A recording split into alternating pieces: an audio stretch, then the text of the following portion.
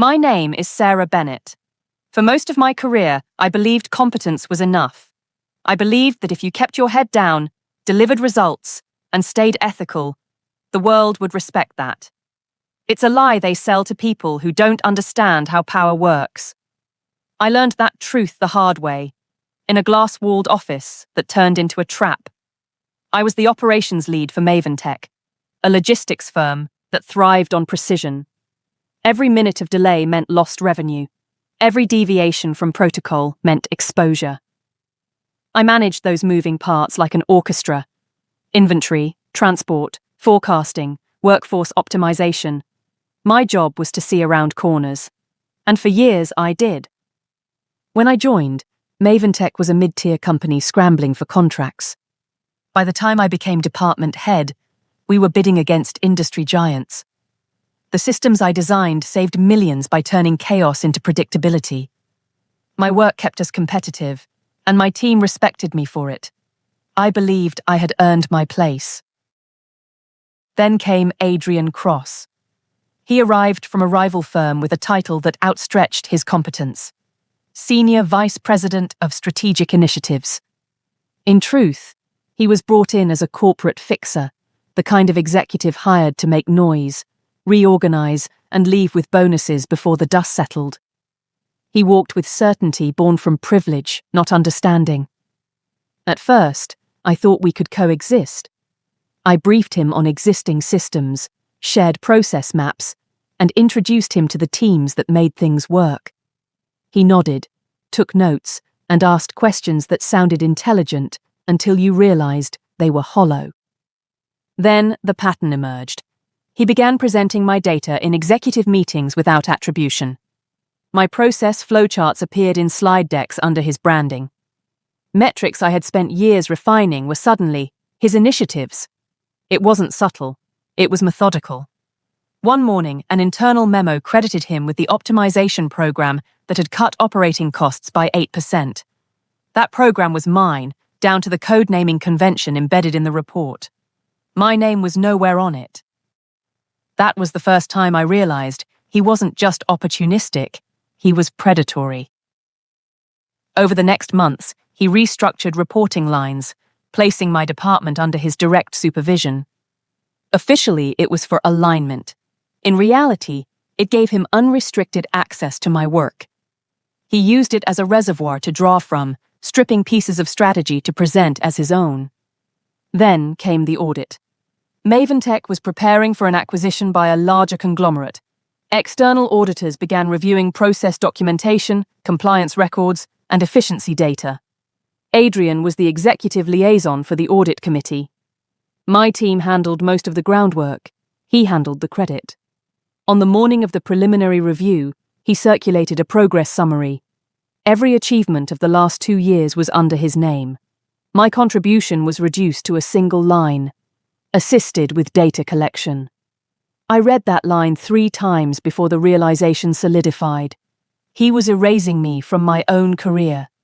When the acquisition closed, he would be promoted to COO.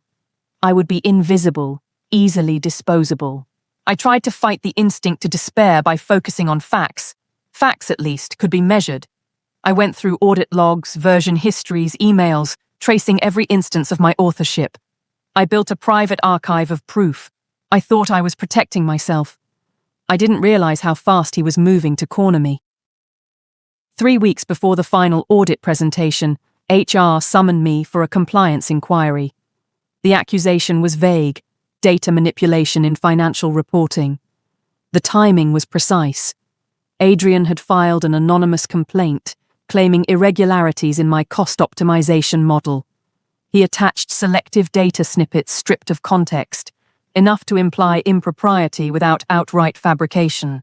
I was suspended pending investigation. That day, I walked out of the office without a badge or access to the systems I had built. Years of effort, erased with a single complaint from a man who had used my work as his stepping stone. I understood then that competence alone was meaningless. Influence rewrote reality faster than evidence could catch up. The suspension lasted 6 weeks. HR conducted interviews, reviewed my files, and ultimately found no wrongdoing. I was reinstated quietly, without apology. But the damage was done. My reputation had shifted from respected to suspect. The team I once led now deferred to him. He had built a narrative that painted me as unreliable, brilliant, but unstable. By the time the acquisition was finalized, he had everything he wanted. The press release named him Chief Operating Officer of Maventech Global. My title remained unchanged. I was buried under him in the org chart like an inconvenient reminder. He invited me back into meetings, not as a peer, but as a prop. My job became validation. My presence legitimized his stolen work. The company celebrated the merger with champagne and speeches. Adrian gave a polished address about innovation and teamwork. I stood in the back of the room, clapping with everyone else, feeling nothing. I had given this place the best years of my life. He had taken everything but my name. That night, I drove home in silence.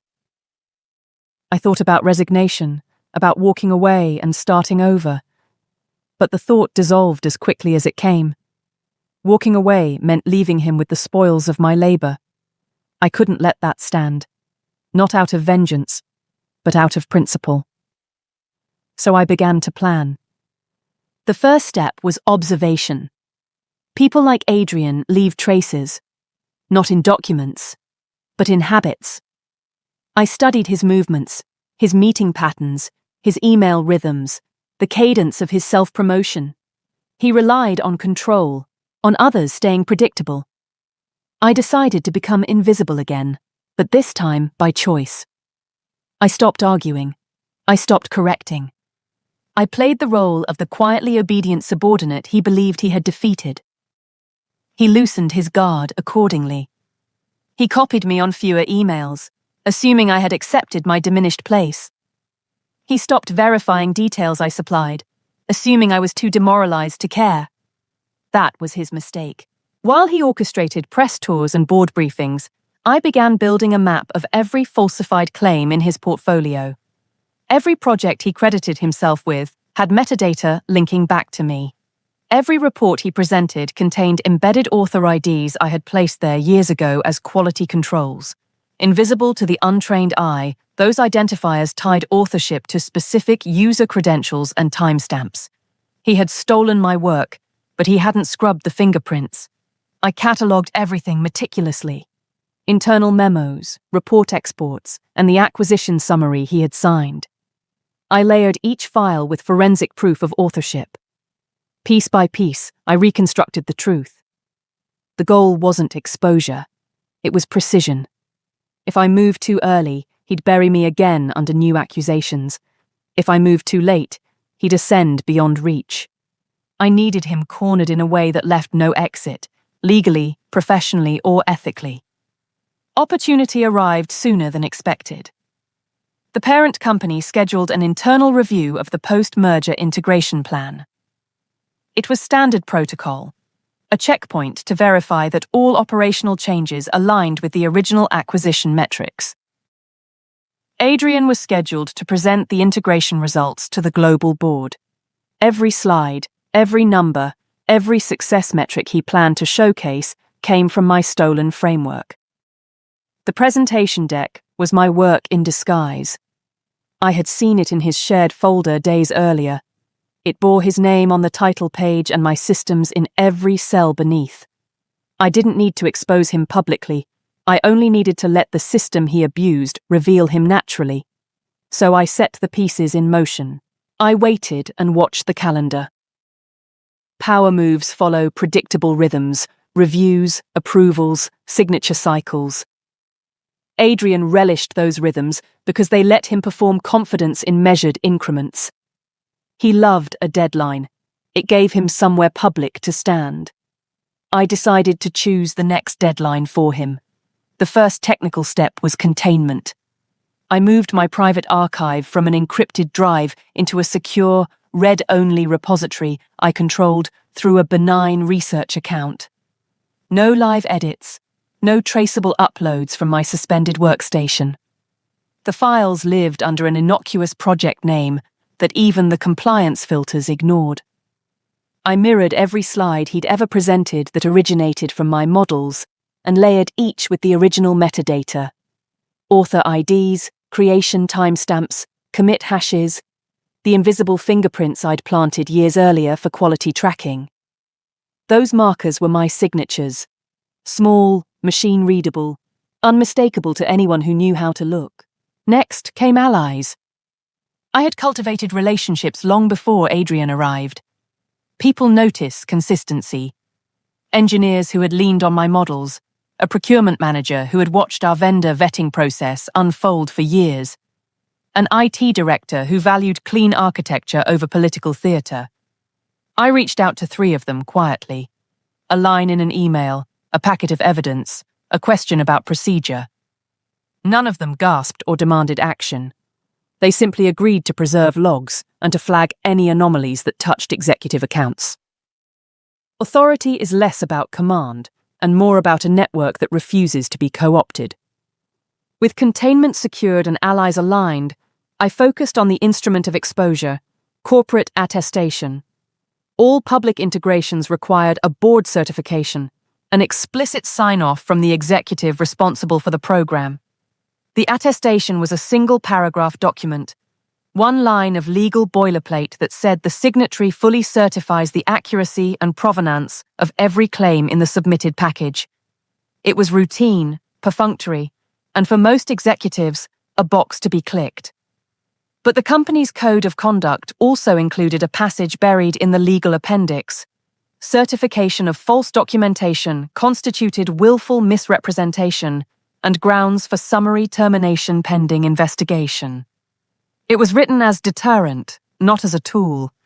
I decided to make the deterrent unavoidable. I didn't attempt to force the process. I used it. I approached the compliance officer I had once mentored, not with accusation, but with a professional request. The post-merger integration required tightening of the attestation chain to meet new regulatory standards. The compliance officer, a meticulous person who preferred structure to drama, paused only a beat. Regulatory contexts change, policies evolve. He revised the attestation template to include a mandatory electronic signature field, plus a machine-readable audit token linking the signature to the exact file versions the signatory approved. The change seemed innocuous, a technical hardening that reduced exposure. It also ensured that any document the board certified would be immutable once the token was generated. Timing mattered. I requested the attestation change 2 weeks before the board review and positioned it as a compliance improvement, not a trap. The compliance officer implemented it with his usual thoroughness. The new workflow required the presenter to upload their deck into the board portal, confirm that attached files were the final public packages, and then execute an electronic signature that created a verifiable token.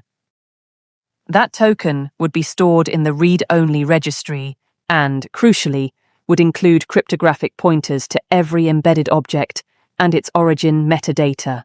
I prepared the registry to accept Adrian's deck. I had already matched his slide deck to my archived originals and created a cross-reference table. The internal audit routines would run automatically when the board portal accepted a submission.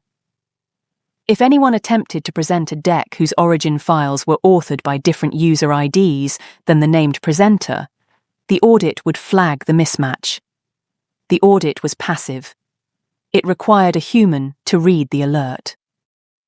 My goal was not to make the board's life complicated. My goal was to make Adrian's signature irrevocable. Adrian believed in momentum more than he believed in detail. He had a streak of impatience that served him well on conference stages and poorly in document chains.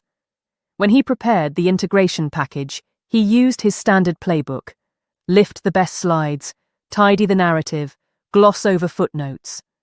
In his final review, pressed by the board's schedule, he uploaded a deck that referenced my models as if they were his own.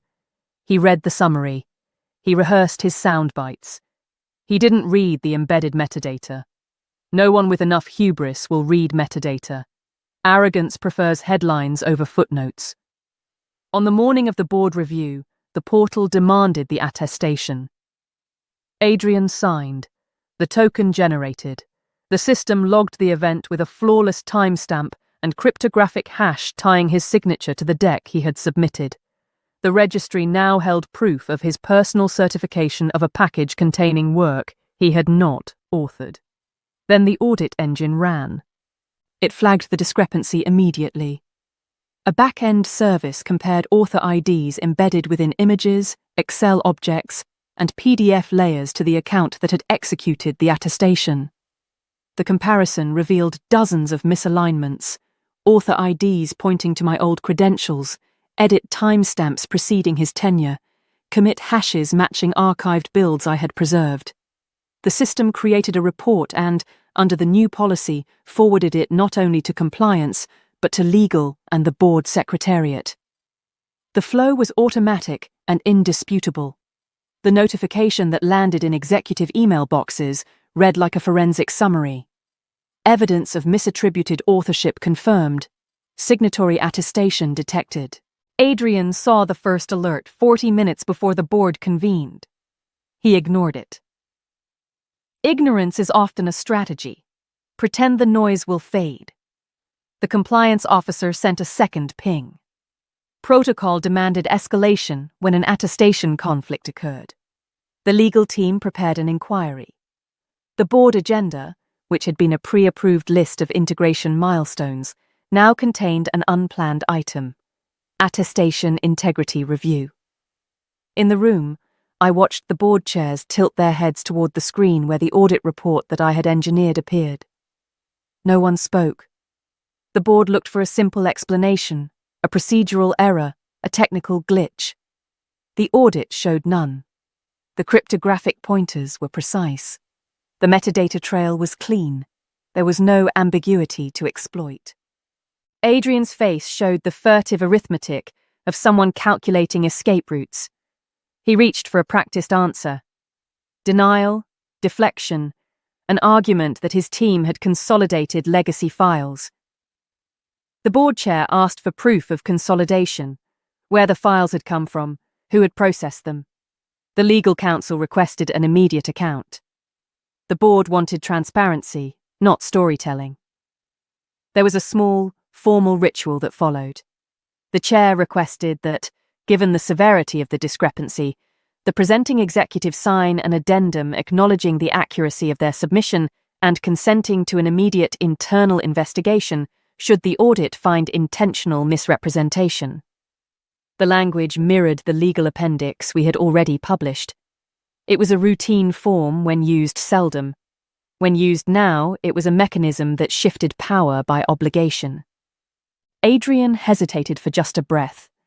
He had a choice: refuse and appear obstructive, or sign and make the allegation against himself explicit. He signed. That signature became, within minutes, a legal instrument. It invoked clauses that required immediate suspension pending investigation in cases of attested misrepresentation. The board acted on the policy as they were obligated to. The motion to suspend was procedural and unanimous. Someone called security. HR prepared the official notice. The motion did not require dramatics. It required documentation. When security escorted him out, the signature on the attestation sat in the registry like a trap sprung. I did not gloat. The moment was clinical, the result of precise engineering rather than malice. He had made the critical miscalculation of believing that performance could be divorced from provenance. He mistook presentation for proof. In the hours that followed, compliance and legal combed the record I had preserved. They did so methodically, like surgical technicians. The audit logs I had prepared were explicit: file origin, author IDs, time of creation, and the specific edits that tied key sentences and formulas to my account. The cross-reference table illustrated not only that the slides had originated from my models, but that specific code blocks, parameter choices, and margin calculations carried my signature markers. Those markers had been in the files long before Adrian's promotion. He had presented them as his own. He had then certified them under company law. The company's response was swift and devoid of theatre. In parallel tracks, legal opened a disciplinary file, the board convened a special committee, and the HR team prepared procedural documents for termination. Because Adrian had personally attested to the accuracy of the submission, the committee's remit was narrower and the standard of proof higher. It no longer required demonstrating intent through inference. The attestation, combined with the now validated provenance data, made the case straightforward. Between the audit confirmation and the board's final vote, there was a small window. I used it to insist on two measures: that the record be preserved, and that the legal team be permitted to contact me directly for clarification. I refused to be ignored in the very chain I had saved. My request was procedural and reasonable. The legal team obliged. I provided annotated notes, copies of the original commits, and an explanation of the fingerprint system I had once built to ensure accountability.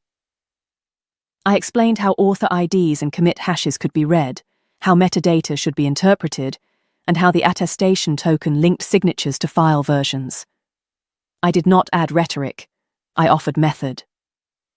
The board convened a closed session that evening. The vote was not unanimous. Some directors worried about optics, the potential for litigation, and the precedent it set for executive turnover.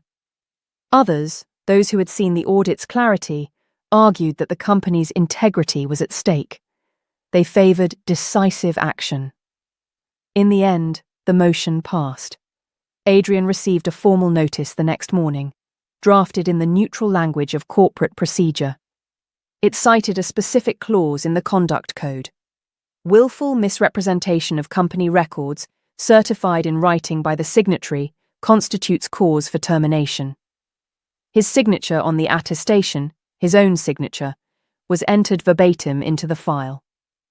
The termination letter required another signature to be final: the board chair's execution of the decision. That was a technicality, but logistics matter in administration. The chair signed. The HR officer prepared the release package. Adrian was escorted from the building, with dignity preserved to the extent policy allows. After the removal, the company released a short statement about leadership changes and a commitment to strengthened governance. It was a sterile paragraph, the kind crafted with lawyers present. The external narrative framed the event as a regrettable consequence of rapid growth. Internally, the mood was different, a blend of relief and fatigue. People came up to me in whispers, offering quiet thanks or simply a nod. I listened rather than answer. The work was not about vengeance. It had been about restoring a system that could not be manipulated. In the days that followed, the board requested that I lead a forensic review of other executive attestations. It was tedious work. 3 months of running provenance checks across hundreds of presentations and certifications. The work was humbling because it revealed the brittle places where oversight had been neglected. It was also satisfying in a way that had nothing to do with headlines. The company's architecture was now accountable at the level of the signature. I did not enjoy the notoriety that came afterward. Some colleagues treated me like a weapon they could point at inconvenient players. I resisted that role. My aim had always been structural: to replace a culture of theatrical authority with one of verifiable responsibility. I continued to press for small, stubborn measures, immutable ledgers for critical documents, mandatory cross-signatures for executive claims, random provenance audits. Those changes, incremental as they were, shifted incentives. Adrian's termination was final and procedural. He attempted no grand statements.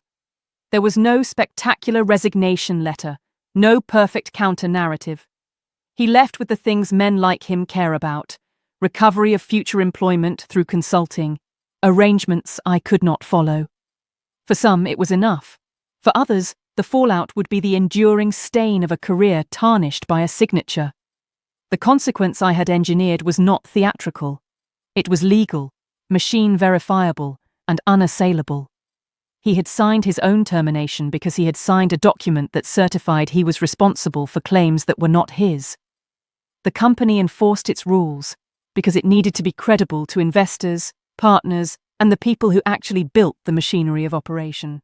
Once the dust settled, I resumed the work I preferred, building systems that worked and mentoring people who wanted to learn. The board remained cautious, the executive suite wary, and the culture slowly recalibrated around traceability. People began to ask the hard question before they presented: who authored this? Where is the provenance? The simple act of asking changed behavior faster than most directives. The last technical step I took was archival. I deposited the entire audit registry in a secure institutional archive accessible to a compliance oversight committee and a third-party integrity monitor. I did this not as a trophy, but as insurance against future erasure. Systems remember in ways people sometimes forget. The archive would preserve a history that policy alone could not rewrite. Adrian's last act inside the company had been to sign an attestation that linked him irrevocably to his claims. He had believed that performance would shield him. It did not.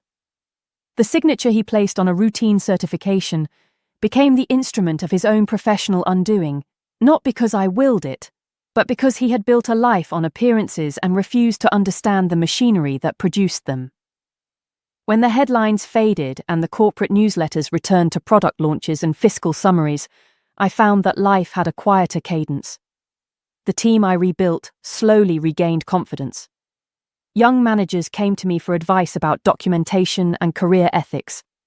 They had watched what happened and wanted to avoid it. I taught them the difference between credit and accountability, between visibility and provenance. I told them that power without traceability is temporary. The trap I set required patience, allies, and a deep understanding of how systems betray their authors. It also required restraint, never acting out of petty retribution, never broadening the web to catch others who had not wronged me. Precision, not vindictiveness, had been the tool.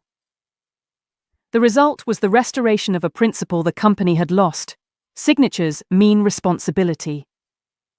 I did not celebrate when Adrian left. I felt only relief and a tired satisfaction. The signature that ended his tenure hung in the archive like a small, unadorned fact. It reminded everyone who cared to look that accountability could be built into workflows, and that the architecture of trust was as important as the rhetoric of leadership. The next morning I returned to my desk and opened the project board.